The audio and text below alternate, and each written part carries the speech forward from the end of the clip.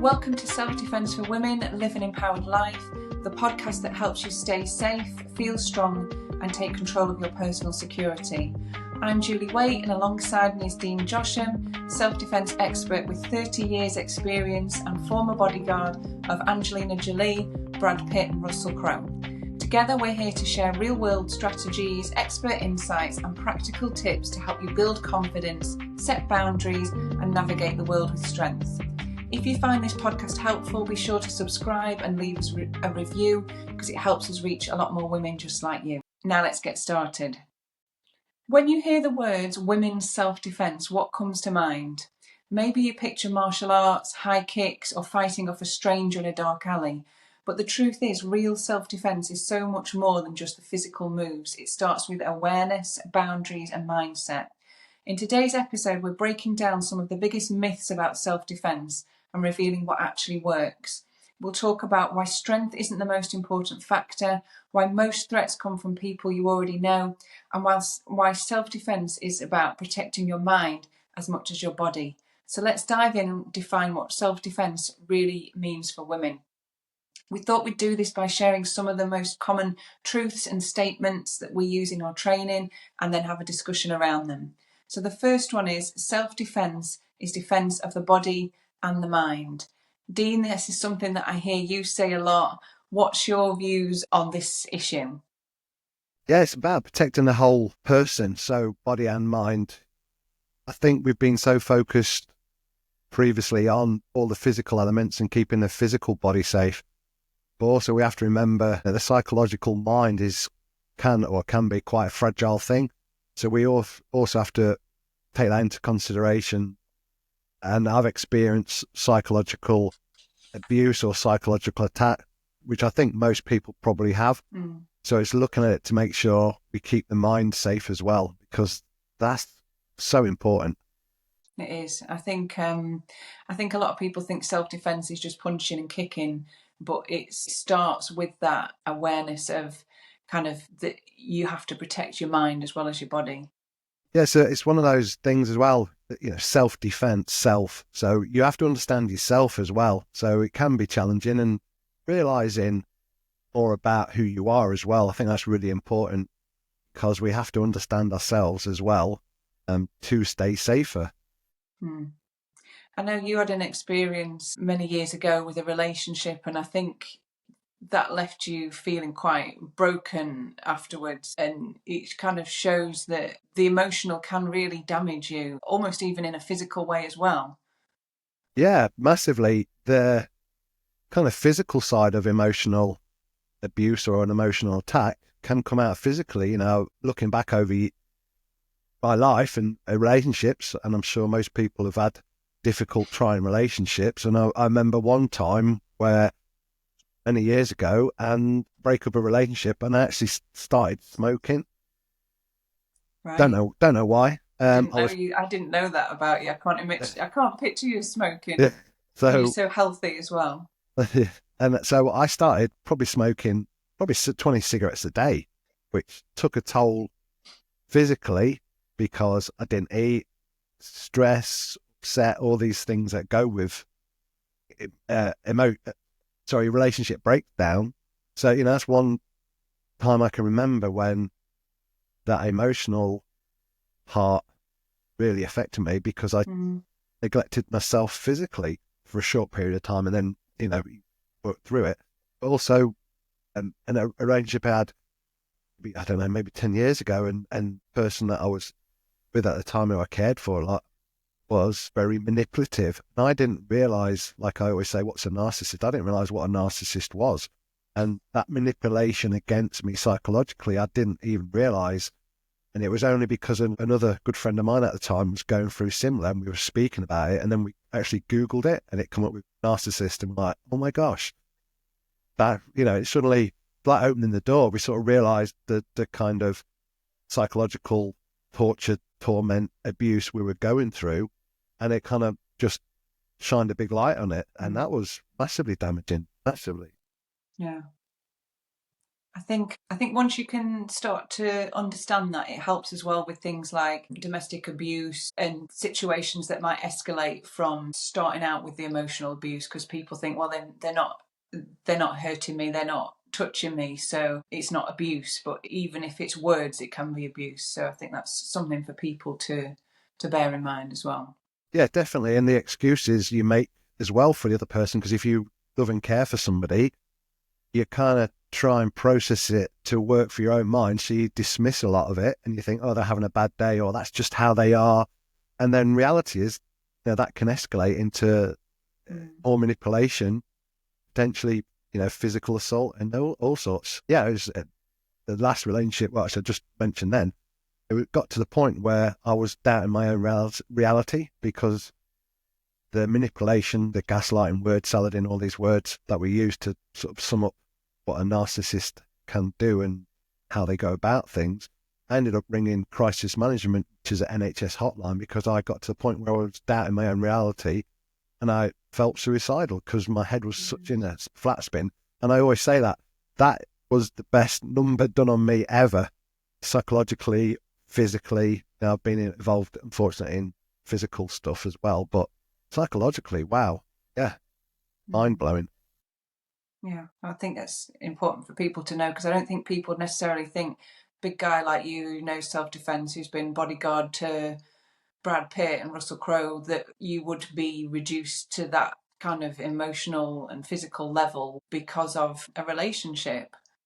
Yes, and also from doing classes and talking to people, it's more and more apparent to me, and more people discuss that openness of, yeah, I've been in a controlling relationship or an abusive relationship. And yeah, you've got to understand, see the sign, know the signs, understand that, and also make sure never doubt yourself.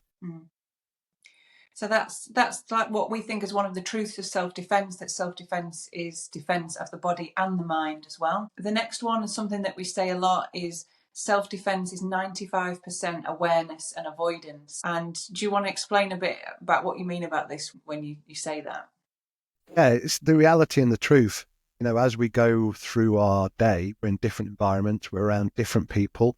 That's normally always changing. When you're out and about, you're moving through people, moving through different environments. Threat levels can change. And it's to be truthful and really aware of, like I always say, where do you feel more at danger? And what part of your day where you feel comfortable? And can you do something about it? Can you be smarter and safer, make a different choice and stay safer? And also the truth. We look at statistics. We want to deliver what's true in 2025 and beyond. And that's the uncomfortable truth, because that tells you where potentially the biggest dangers are, what we need to be aware of, avoid. And if we can't, then make sure we're more tuned in to the environment and to people around us, because the people are the ones that cause the harm. Yes, situation awareness, but also understanding the people around you and the interaction and how that's changing all the time, and whether there's anything that changes that you might think might have a problem there. For me, it's like, I find it really empowering to know that, well, if awareness and avoidance is 95% of self-defense, then there's maybe 5% that's the physical, which is the last resort. Well, but if the majority of it is awareness and avoidance, that means for me, I can make smart choices and that can keep me out of potentially dangerous situations. I think a lot of people, a lot of women especially, feel quite vulnerable and scared that someone's going to attack them and someone's going to overpower them, or they won't know what to do. But actually, if you can be aware that by, being smart about when you're out and about, looking around you, not being distracted on your phone, not having your headphones in, you can start tuning into people, listening to your gut instinct, making choices about where you go, planning ahead, making sure that things like your phone's got a full battery, you've got an attack alarm on the outside of your bag. Maybe you just do lots and lots of different things that you can do, and we'll go into some of those over the course of these podcasts. But I think that's like a really empowering thing to know, that you can be aware and avoid a lot of situations just by decisions that you make and getting some good knowledge and information about how to keep yourself safe. Yeah, definitely. And I always say to people, when you get in front of a group of people and they say, "Oh, I don't know anything about self-defense," I'm always like, I disagree, because if you're in the room with me, you've done something quite well so far because you're still with us. Not dismissing things people might have gone through or might be experiencing, but they're still with us. So we have a lot of the skill sets that we already need. It's just highlighting them and also being smarter for ourselves, not in this world of everybody accepts everybody. And that's the truth. So we have to bring that into decision making that we go through and be aware that, our personal safety is our own responsibility. Yes, we shouldn't have to do this. Yes, there should be more other elements out there, which I'm not going to go into because that's political. No, but we're not there yet, and we can't wait for all these other things to happen. We have to take the power back into our own hands and make sure we're more understanding of personal safety and what we can do for us and the people around us. Yeah. And then with that awareness comes the next truth, really, which is it surprises most people when we're training them that 70 to 90% of attacks on women come from someone known to them. And this could be, it's mostly a partner, but it could also be a work colleague, a family member, a friend, someone that they know in the community. So I think when you know that, you need a different approach to self-defense, because it's one thing to think about a stranger on a street, on a dark street at night, and think, how would I respond to that? But how do you respond when it's someone, a family member or a partner, that's manipulated you and has groomed you over months or years, and then gets to the point where the abuse becomes physical, or there's an assault or whatever. So I think that's something that most people don't understand either. There's a different aspect to try and process, isn't it? Having a physical response against somebody you don't know can potentially be easier because there's no connection. But if I'm suddenly having an altercation with Bobby, who I play football with every Saturday, and all of a sudden we've gone out for a football drinking, celebrate, we've won a competition or something, and then all of a sudden I'm drinking with him, and then suddenly he's had a few beers and his tone changes towards me, and potentially he's being a bit funny, a bit rude, a bit aggressive. I'm thinking, oh, is he going to attack me? Because all the signs are showing me that he's getting very aggressive towards me. How do I process that? Because I've known him for 6-8 months, a year, playing football with him, and then all of a sudden I've got this situation where potentially he might be violent towards me, and it throws a whole different aspect in there, because if I didn't know him, potentially it can be easy to have a physical response. But again, that's the last thing I'd ever want, because of the consequences and the aftermath and things. And I think with women, it's these kind of things quite often start as like someone pushing the boundaries with you.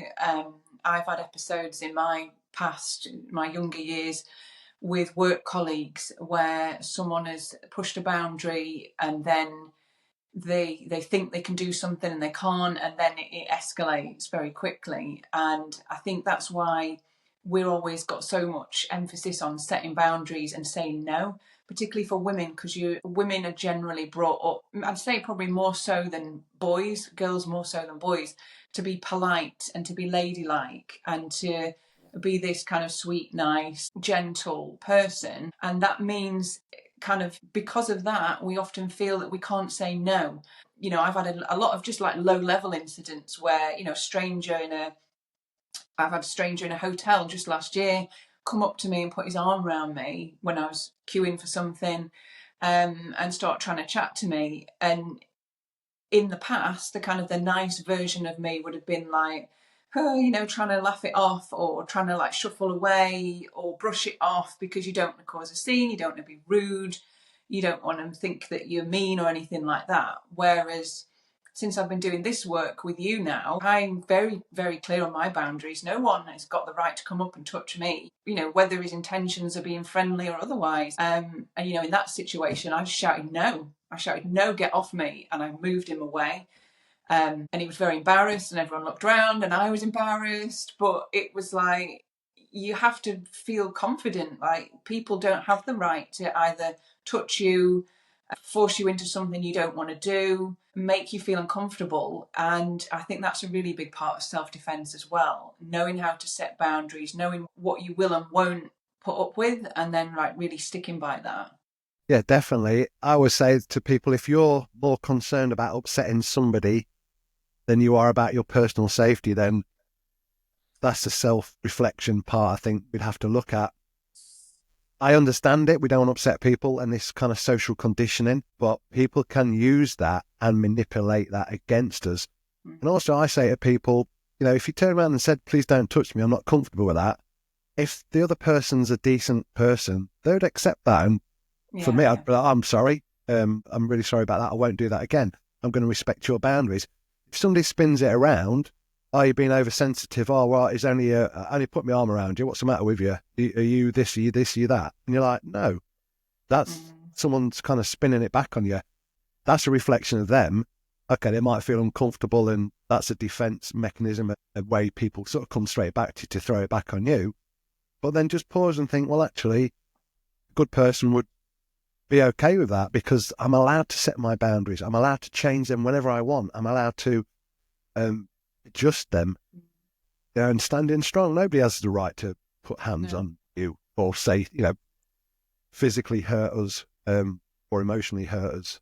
I'd be mortified if somebody said to me, oh, that's made me feel uncomfortable, whatever it is that I've said or done. I'd be absolutely mortified, and I'd really, really want to I'd apologise, and I'd want to be like, okay, let's be clear on what you are comfortable with. You just wouldn't want to make someone else feel like that. So I think it's worth noticing that if someone does start to switch things around on you.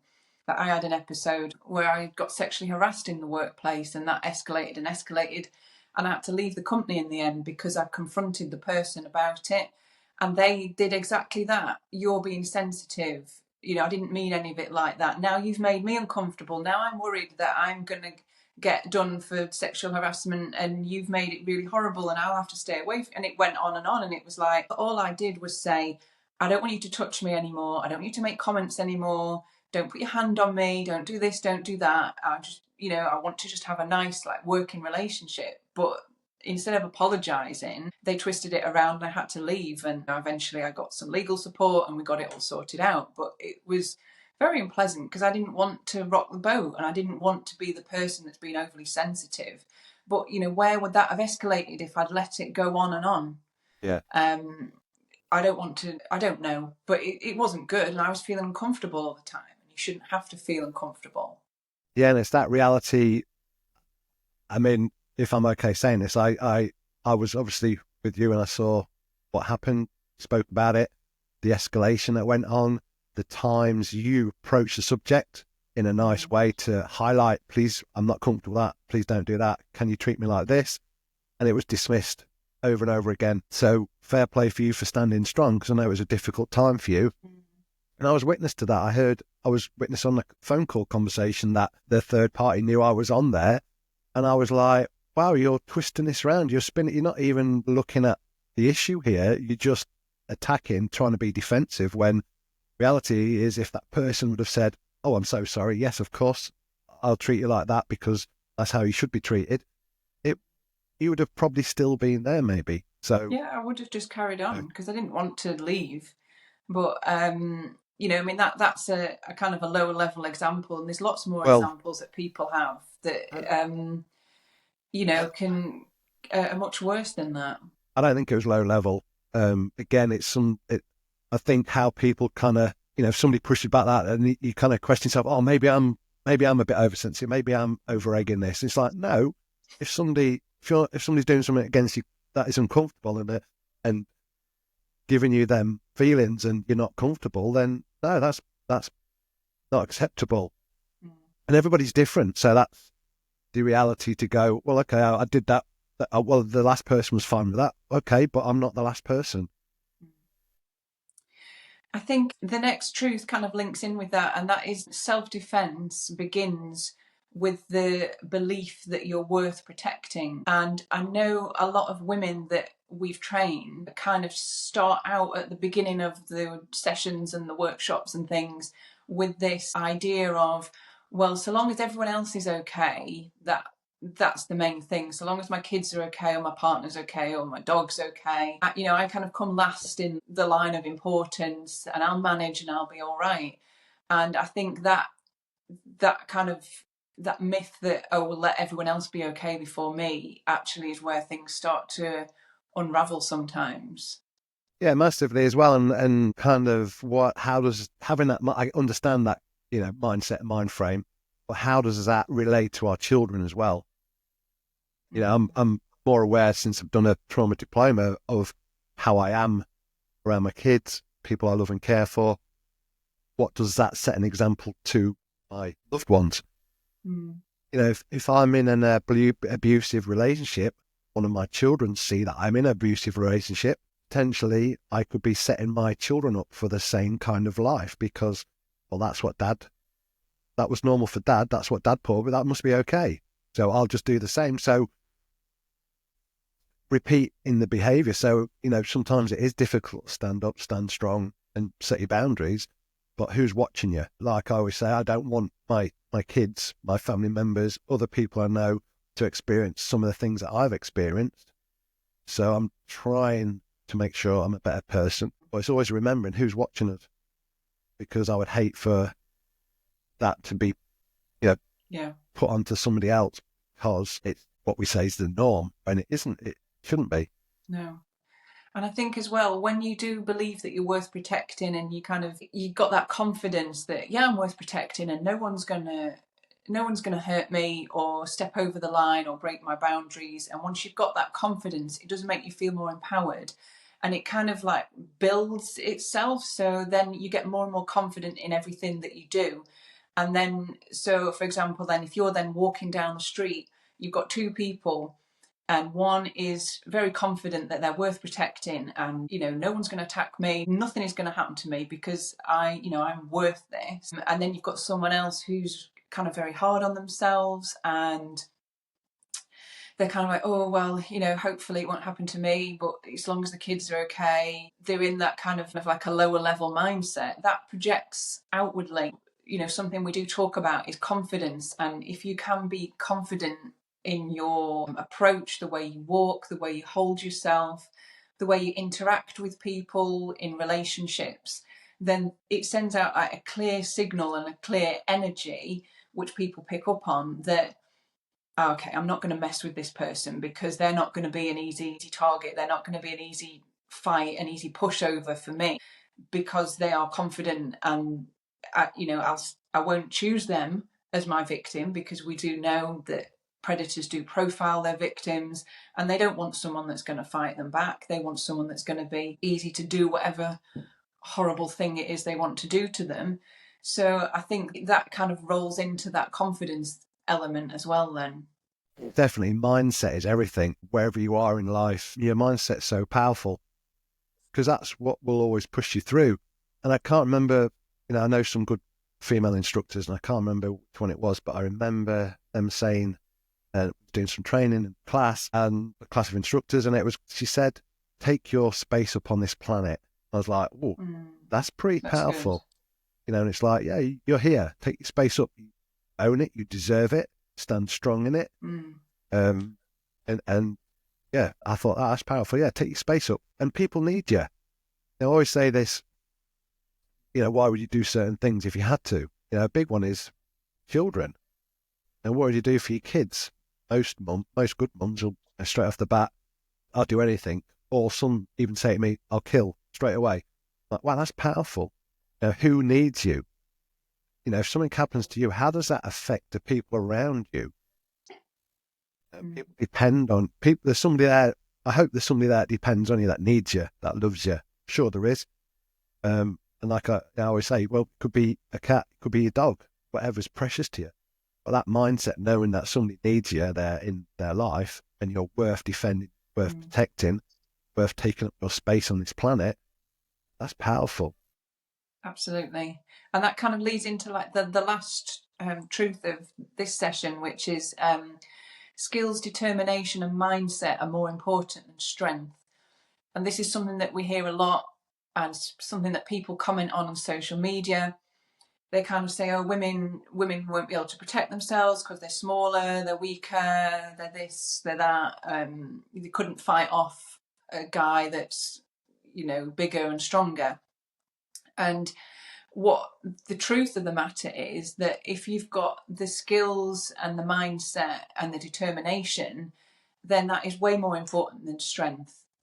And time and time again, we've seen examples of that. There's one that that's always stuck with me, a case in the US, a lady called Tara Newell, who was attacked. She was ambushed from behind, loading shopping into her car in like a deserted like parking lot, and she was ambushed from behind by a guy. She was 5'2", he was 6'2", so he was a whole foot taller than her. I think he was 30 pounds heavier than her, and he stabbed her in the back twice before she even knew anything was going on. And you'd kind of think, if it was true that strength is more important than determination and mindset, she wouldn't have stood a chance, because he's bigger than her, he's stronger than her, and he's already stabbed her twice. However, she was so determined and she was so fierce, and I don't believe she had any self-defense training, but she just had those other elements of mindset and determination. She fought him back, and she was like, there's no way this guy is going to end things for me like this. And she knew she had history with him, so she knew he was trying to kill her because they'd had some family disputes and things going on. And she fought back. She managed to get the knife off him, and she stabbed him, and he died a few days later in hospital. And she just, when she's been interviewed about it numerous times afterwards, she just said, like, I just knew there's no way it was happening to me. And she didn't necessarily know what she was doing. She just fought back, and she was so determined that she came out the winner of that fight, which you would think, if you saw it on paper, you'd think she got no chance. So given the fact that then you can get a lot of training, you can learn target areas in the body that are kind of vulnerable that you can target. There's other skills that we teach that can really help people. It's not a kind of a done deal that because someone's small and not strong that they can't defend themselves. Yeah. And understanding that is massive, and having some training. I think there's a myth that you can do an hour of kicking and punching and then I've got self-defense, I'm down, I've got it nailed. When understanding the topic, so yes, skills, determination, mindset are massively important, but also having time to do some training to more understanding, more preparation, so you understand your ability as well. Yes, I'm not going to lie, as always, I'm never going to lie. If somebody's bigger and stronger, that works against you. Yes, strength and fitness and everything comes into play. Of course it does. But mindset is massive. I always say I want somebody 20 stone there, not 20 stone in the bicep, or, because mindset is so important. Now, I share a story about my mum, a little petite woman. She's 83 now, bless her. She shared a story that happened to her many years ago when I think I was 8, my sister was 12. Locking up a pub that my mum and dad used to run. My dad was elsewhere. They'd had a kind of celebration, Christmas, invited the staff members in, just say thank you. One of the ladies, the cleaner ladies, her husband apparently hid in the toilets, and he attacked my mum. And so my mum's very small, petite. She's done no punching or kicking. She's done no martial arts, no boxing, no boxercise, none of that. She fought a guy off who was apparently bigger than me. I'm about 6'2", 6'3". Fought him off without any of the skills, but she had the mindset. She had 2 kids upstairs. My dad wasn't there. I don't even know if my dad ever knew about this, because she'd only spoke about it to us recently. I thought it was very powerful because of her mindset. She was like, no chance, no way, not today, not happening. And she was attacked from the back, grabbed by the hair, pulled down 3 steps, I think. So she was ambushed from behind, but she turned into that mama lioness, that warrior, and fought him off. Yeah. So mindset is so important. It's one of the key things, I would say, that one of the sort of bigger ticks in the box, if you like, because that sets you up for a positive, how you're positive in your life outlook and standing strong in what you're worth. I think there's this, over the last couple of 100 years, there's been this positioning by the powers that be or the media or whatever, that women are kind of weak, vulnerable, and need to be protected, looked after, and this kind of like women should stay. I know it's not so much like this now, but you go back to like the 1940s and 50s, women should stay in the home, do the cooking, do the gentle things. But I know you've looked back through history, and maybe we'll talk about this on another podcast in more detail. Women aren't like that. Like back through history, women have been fierce, like warriors. Like look at things like the Spartans, the Amazonians. Like women are strong, and you can do these things if you can believe in yourself. Yeah, that self-belief, that self-worth, and taking the time to do a bit of education, to do some training, to get more knowledge, to go, hang on a minute, I'm a lot more powerful than I thought I was because I've looked into it, rather than assuming got to be a black belt, you've got to have years of training and stuff like that. Again, if you're listening to this or watching it, you've done something right because you're still with us. Yeah. So, we have all the abilities within us. It's just looking into them a bit more, highlighting certain things, bit more education on reality, what's going on out there, options, and looking at that knowledge in an empowering way to go, do you know what? Yeah, I am worthy of looking after myself. I can, and that can resonate and also keep the people around me safer as well. Yeah. So we'll leave it there because we want to be conscious of people's time, and we'll do some more episodes where we'll go into more depth on these things. I hope those 5 truths have opened your eyes to a few things. Maybe just take a moment to reflect on anything that's like shifted with you, anything you think, okay, I need to start thinking differently about this or acting differently. We'll leave you just with a few steps that you can start to build into your everyday life. So the first one we'd say is start with awareness. So just start being aware of what's going on around you when you're out and about. Make sure that you're present, put your phone away, put your headphones away. Start noticing people and their behaviours and the environment that you're in. Start looking at the different places that you go to and thinking about, where's my exit here? What's the kind of the energy of the place that I'm in? That's like a good way to start being more switched on to what's going on around you and to be aware and avoid situations.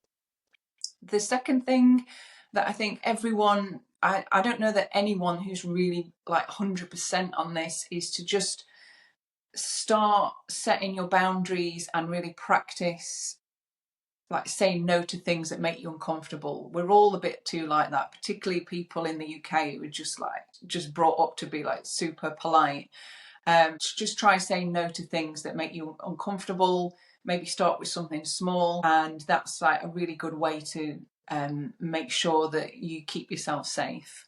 Just remember, no is a full sentence. I always say this. If you don't want to do something, no is no. No is no. Oh, you have to explain it why. It's like, no, I just don't want to do that. Thank you.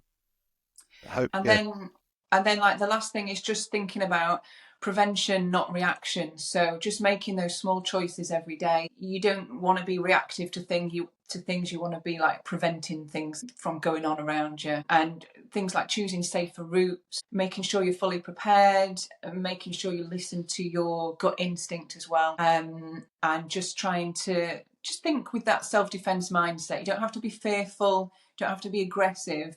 It's more about being confident and feeling empowered in your life.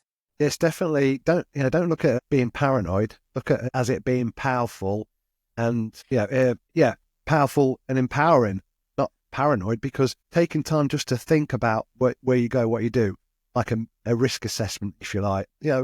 There's a risk to lots of things we do in life, but if you can limit that or be kinder to yourself by just giving it a bit of thought, then you're in a better position. Great. So that's it for today's episode. If you want to join our community, we will share a link below where you can join our email newsletter, and you will get 30% off our online self-defense courses. You'll also get a free guide, 50 street safety tips you can't ignore, and then you'll get monthly self-defense tips straight to your inbox. And if you enjoyed this episode, please subscribe, share it with someone and leave a review, and that will help more women stay safe. Thank you.